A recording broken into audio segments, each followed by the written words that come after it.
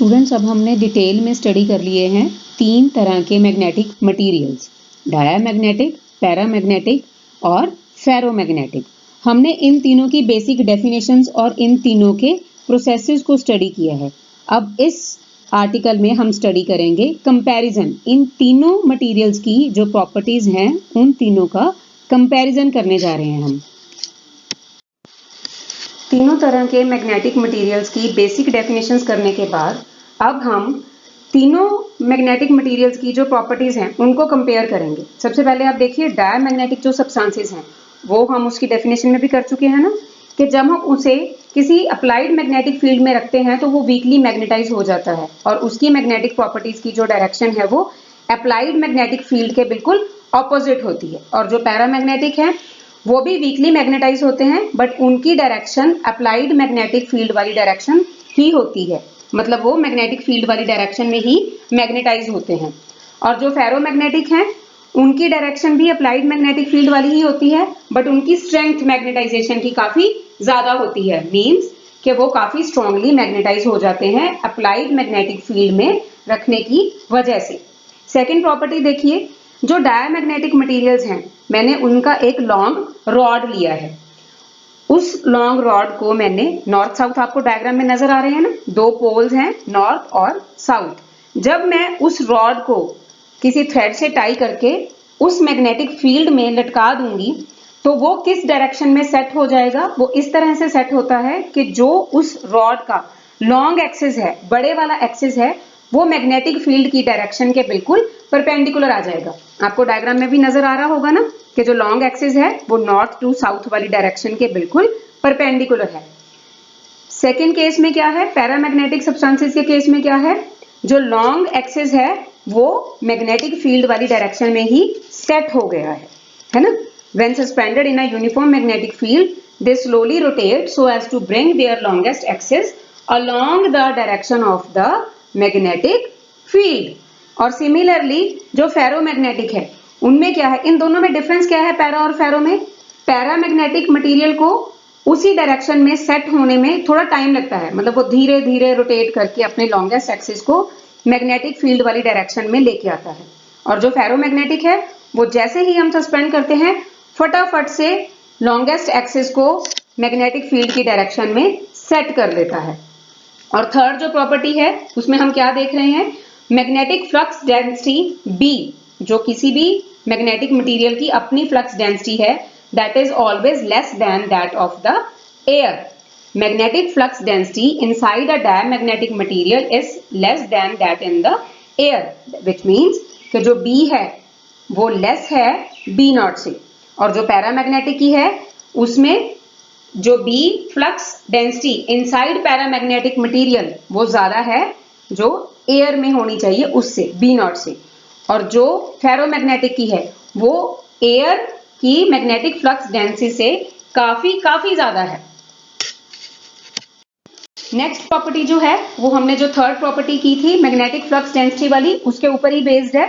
उसमें हमने कहा था कि डायमैग्नेटिक मटेरियल की जो फ्लक्स डेंसिटी है B, that is less then the flux density of the air B nought. तो एज अ रिजल्ट आप डायग्राम में देखिए जो छोटा सा बॉक्स मैंने बनाकर रखा हुआ है वो है डायमैग्नेटिक मटेरियल का स्पेसिमेन है वो, और उसकी फ्लक्स डेंसिटी है B, और आसपास जो है वो एयर है उसकी फ्लक्स डेंसिटी है B नॉट। तो जो नॉर्थ और साउथ पोल की फील्ड लाइंस हैं वो प्रेफर कर रही हैं कि वो एयर के थ्रू ही जाएं, ना के मैग्नेटिक मटेरियल के बीच में से जाएं। तो as a result magnetic field lines will not prefer to pass through the diamagnetic material. On the other hand जो पैरामैग्नेटिक है उसकी हमने क्या कहा था कि फ्लक्स डेंसिटी मटेरियल की वो ज्यादा होती है एयर से, B was greater than B nought. तो एज अ रिजल्ट इस केस में क्या होगा, जो मैग्नेटिक फील्ड लाइंस हैं वो मटेरियल में से पास करना प्रेफर करेंगी, पैरामैग्नेटिक मटेरियल में से पास होंगी, है ना। और जो फेरोमैग्नेटिक है उसकी भी फील्ड लाइंस स्पेसिमेन के अंदर से, फेरोमैग्नेटिक मटेरियल के अंदर से ही पास करना प्रेफर करेंगी, ना कि एयर में से। नेक्स्ट है म्यू आर में हमने क्या देखा है कि जो परमिएबिलिटी है that is less than 1। Mu R की डेफिनेशन आपने पहले की है ना, पहले आर्टिकल्स में हम कर चुके हैं। तो क्या थी उसकी definition, that is the ratio of the flux densities B by B nought. और डायमैग्नेटिक मटेरियल्स में हमने क्या कहा है कि B is less than B nought, तो as a result B by B nought वो क्या हो गया, लेस देन 1। तो permeability is less than unity. और परमिएबिलिटी पैरामैग्नेटिक मटेरियल्स की क्या हो गई फिर, that is more than unity, mu are is greater than 1। और फेरोमैग्नेटिक की 1 से काफी ज्यादा, डबल ग्रेटर देन का मतलब मोर देन 1।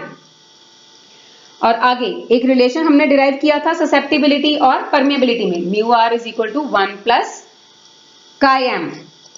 और उसमें अगर हम कह रहे हैं कि जो म्यू आर है वो लेस देन 1 है, तो आप इस रिलेशन में लेस देन 1 वैल्यू सब्स्टिट्यूट करेंगे तो काई एम की वैल्यू आपके पास क्या आ जाएगी, नेगेटिव। तो इसका मतलब ससेप्टिबिलिटी है जो डायमैग्नेटिक मटेरियल्स की, दैट इज नेगेटिव, और पैरामैग्नेटिक की पॉजिटिव, और फेरोमैग्नेटिक की लार्ज पॉजिटिव वैल्यू आएगी ससेप्टिबिलिटी की। और नेक्स्ट प्रॉपर्टी में हम क्या कह रहे हैं कि जो डायमैग्नेटिक मटेरियल्स है they do not obey curies law, लेकिन जो पैरामैग्नेटिक और फेरोमैग्नेटिक है वो दोनों ही क्यूरीज लॉ को ओबे करते हैं। नेक्स्ट प्रॉपर्टी में देखिए, अगर मैं डायमैग्नेटिक मटेरियल को किसी नॉन यूनिफॉर्म मैग्नेटिक फील्ड में रखूं तो उसमें क्या प्रॉपर्टी होगी, that will try to move from stronger parts of the field to the weaker parts. जो डायमैग्नेटिक लिक्विड होगा या पाउडर होगा वो क्या कोशिश करेगा कि जहां पर फील्ड स्ट्रॉन्ग है वहां से वो वीक फील्ड वाली साइड पर चला जाए। अब जो पहली डायग्राम का जो लेफ्ट हैंड साइड वाला पार्ट है उसमें देखिए जो एक आपको कर्व नजर आ रहा है, जिसमें उसमें देखिए सेंटर में मैग्नेटिक फील्ड ज्यादा है ना, तो जो पाउडर है वो साइड्स पे मूव कर गया है और सेंटर में हमारे एक डेप्थ आ गई है, एक कर्व आ गया है सेंटर में। और on the other hand if the distance between the poles is increased, अगर मैं इन दोनों पोल्स का डिस्टेंस इंक्रीज कर दूंगी तो एज अ रिजल्ट क्या होगा, मैग्नेटिक फील्ड कम हो जाएगा ना। जब मैं नॉर्थ पोल सेकंड डायग्राम में देखिए जो उसके साथ ही बनाई हुई है उसमें मैंने नॉर्थ और साउथ पोल के बीच का जो गैप है वो बढ़ा दिया है, तो एज अ रिजल्ट क्या हुआ, जो सेंटर है वहां पर मैग्नेटिक फील्ड की स्ट्रेंथ कम हो गई, तो एज अ रिजल्ट वो पाउडर जो है वो सारा सेंटर में आ गया है ना। और पैरामैग्नेटिक और फेरोमैग्नेटिक में बिल्कुल ऑपोजिट होगा। जब पैरामैग्नेटिक और फेरोमैग्नेटिक को, इन दोनों मटेरियल्स में से किसी को भी मैंने नॉन यूनिफॉर्म मैग्नेटिक फील्ड में रखा है तो क्या हो रहा है, the material tries to move from weaker part of the field to the stronger part. जो साइड्स वाला सारा का सारा मटेरियल है वो सेंटर में इकट्ठा होना शुरू हो गया है। क्यों, क्योंकि सेंटर में जो है मैग्नेटिक फील्ड की स्ट्रेंथ वो ज्यादा है। और सिमिलरली फेरोमैग्नेटिक में भी वही है। और अगर मैं नॉर्थ और साउथ पोल इन दोनों का आपस में जो डिस्टेंस है वो बढ़ा रही हूं, इंक्रीज कर रही हूं, तो एज अ रिजल्ट सेंटर में मैग्नेटिक फील्ड क्या हो रहा है, वीक हो रहा है ना। तो फिर जो सेंटर से मटेरियल है वो साइड्स की तरफ जहां फील्ड की स्ट्रेंथ बढ़ गई है उस डायरेक्शन में वो मूव होना शुरू हो रहा है। और उस केस में मेरे पास क्या चीज आ रही है कि पैरामैग्नेटिक और फेरोमैग्नेटिक ये दोनों ही weak parts of the field से strong parts of the field की तरफ मूव कर रहे हैं। और आगे जो नेक्स्ट प्रॉपर्टी है उसमें मैंने क्या लिया है, लिक्विड मटेरियल लिया है। मैंने डायमैग्नेटिक, पैरामैग्नेटिक और फेरोमैग्नेटिक लिक्विड्स लिए हैं और इनको मैंने यू ट्यूब में फिल किया हुआ है ना। डायमैग्नेटिक की जो फर्स्ट डायग्राम है उसमें देखिए, पहले जब मैंने यू ट्यूब में डायमैग्नेटिक मटेरियल को फिल किया तो दोनों लिम्स में दोनों साइड पर मेरे वैल्यू लेवल बिल्कुल सेम है ना। और जैसे ही मैंने लेफ्ट हैंड साइड वाले लिम्ब के ऊपर नॉर्थ पोल साउथ पोल मतलब मैग्नेटिक फील्ड अप्लाई कर दिया तो एज अ रिजल्ट क्या हुआ, जो सारा का सारा लिक्विड है वो नीचे जाना शुरू हो गया।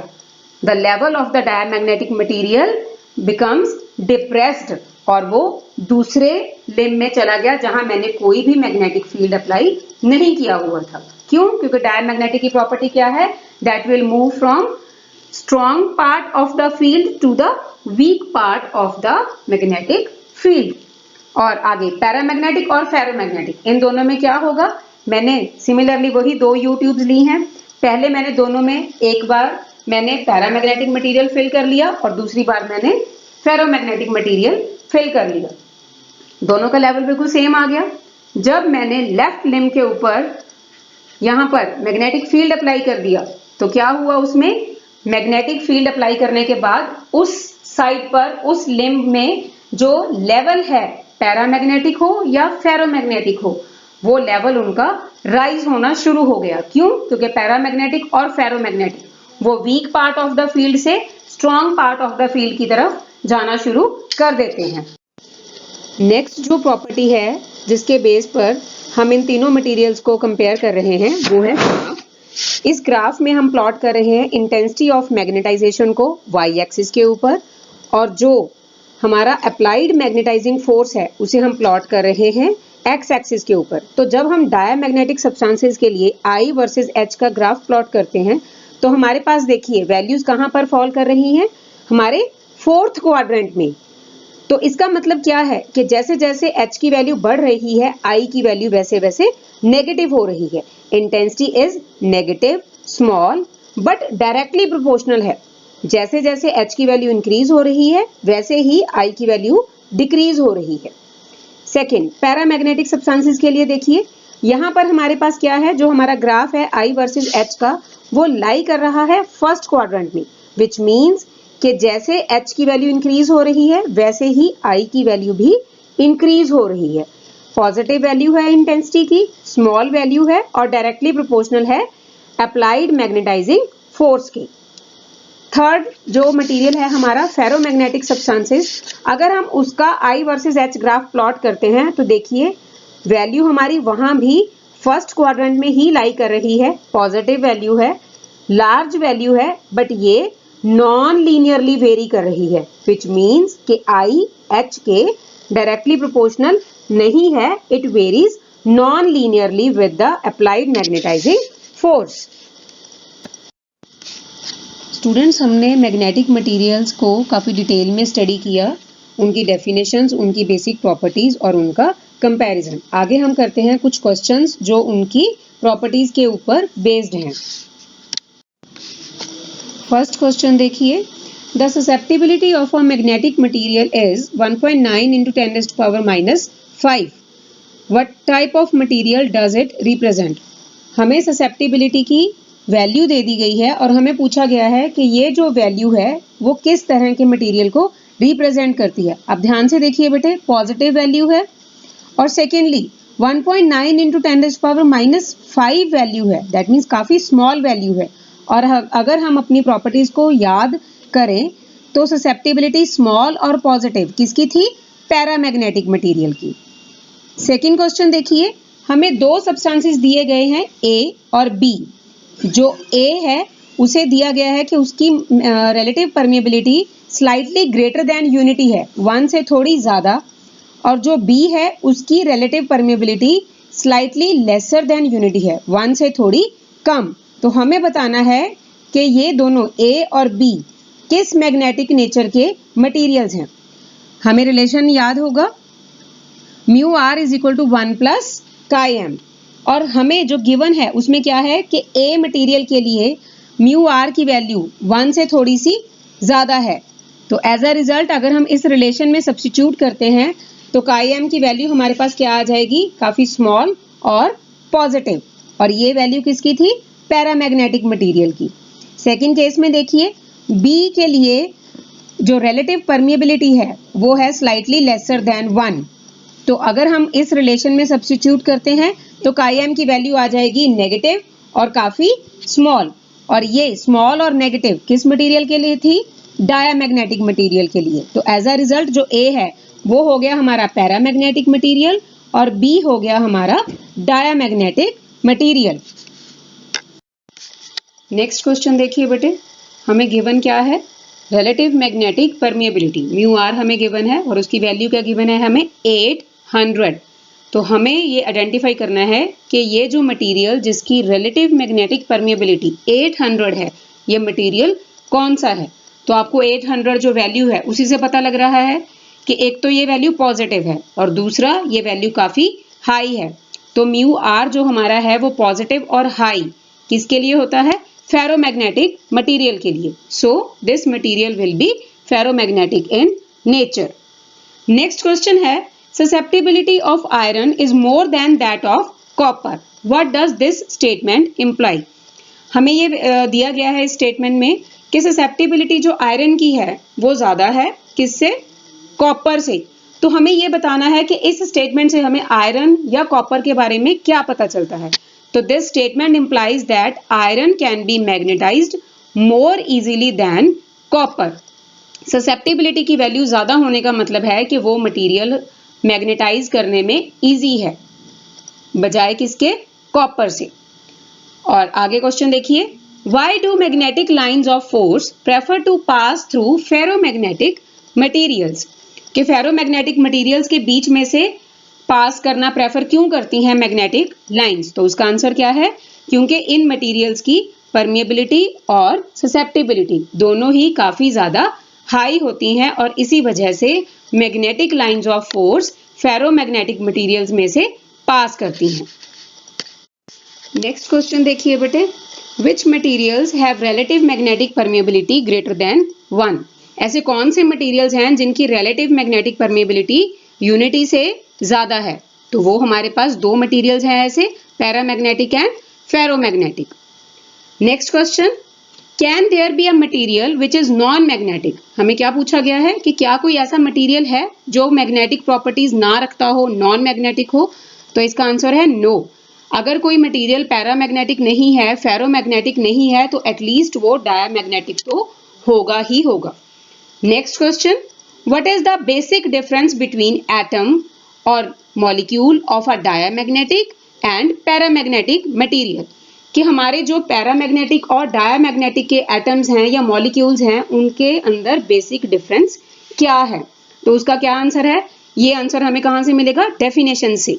The atoms or molecules of a diamagnetic substance do not possess any net magnetic moment on their own. Diamagnetic substances का अपना कोई भी net magnetic moment नहीं होता, उसके individual atoms या molecules का net magnetic moment नहीं होता। लेकिन जो पैरामैग्नेटिक substances हैं उसकी definition के टाइम ही हमने डिस्कस किया था कि जो individual atom या molecule है उसके पास नॉन जीरो मैग्नेटिक मोमेंट होता है, लेकिन जब हम पूरे मटेरियल का स्टडी करते हैं तो पैरामैग्नेटिक सब्सटेंसेस का जो मैग्नेटिक मोमेंट है वो जीरो हो जाता है in the absence of external magnetic field. लेकिन जो इंडिविजुअल एटम है पैरामैग्नेटिक का उसके पास नॉन जीरो मैग्नेटिक मोमेंट होता है। नेक्स्ट क्वेश्चन है बेटे, why does a paramagnetic sample display greater magnetisation for the same magnetising field when cooled? कि अगर हम पैरामैग्नेटिक मटेरियल को मैग्नेटाइज कर रहे हैं और अगर हम उसका टेम्परेचर कम कर दें, मतलब उस सैंपल को हम कूल कर दें, तो उसके अंदर जो मैग्नेटाइज होने की प्रॉपर्टी है, जो उसकी मैग्नेटाइजेशन है वो इंक्रीज हो जाएगी। तो उसका हमें रीजन बताना है। तो उसका क्या रीजन है? when cooled the tendency of the thermal agitation to disrupt the alignment of magnetic dipoles decreases in case of paramagnetic materials. Hence, these materials display greater magnetization. अगर हम उस मटेरियल को ठंडा कर रहे हैं तो जो उसकी थर्मल एजिटेशन है, थर्मल प्रॉपर्टीज हैं, थर्मल प्रॉपर्टीज ही कारण बनती है ना कि हमारे मैग्नेटिक डायपोल्स जो हैं वो इधर उधर हो जाते हैं, उनकी अलाइनमेंट सेम नहीं हो पाती। लेकिन अगर हमने सैंपल को ठंडा ही कर दिया तो जो थर्मल एजिटेशन है उसका इफेक्ट कम हो जाएगा ना, तो जो अलाइनमेंट है मैग्नेटिक डायपोल्स की वो इतनी ज्यादा डिसओरिएंट नहीं हो पाएगी, मतलब वो अपनी अलाइनमेंट में ही रहेंगे। तो एज अ रिजल्ट फिर क्या होगा? जो उनकी मैग्नेटाइजेशन है पैरामैग्नेटिक मटेरियल्स की वो इंक्रीज हो जाएगी। Next question, how can paramagnetic and diamagnetic materials be distinguished by studying their behaviour in a magnetic field? कि अगर हमने किसी मैग्नेटिक फील्ड में दो मटेरियल्स को रखा है, पैरामैग्नेटिक और डायमैग्नेटिक, तो हम उनके बिहेवियर को स्टडी कैसे करेंगे? ये हमने प्रॉपर्टीज में डिस्कस किया था ना, जहां हमने नॉर्थ पोल और साउथ पोल के बीच में चाइना डिश में थोड़ा सा डायमैग्नेटिक और पैरामैग्नेटिक का पाउडर या लिक्विड रखा था। तो वही आंसर हम यहाँ पर देंगे। In a non uniform magnetic field a paramagnetic substance will move from weaker part of the magnetic field to the stronger part of the field. जो पैरामैग्नेटिक है वो तो वीकर पार्ट से stronger part of the magnetic field की तरफ आना शुरू हो जाएंगे और जो डायमैग्नेटिक है वो स्ट्रॉन्गर पार्ट से वीकर पार्ट्स की तरफ जाना शुरू हो जाएंगे। तो इस तरह से हम पैरामैग्नेटिक और डायमैग्नेटिक के बिहेवियर को डिफरेंशिएट कर सकते हैं।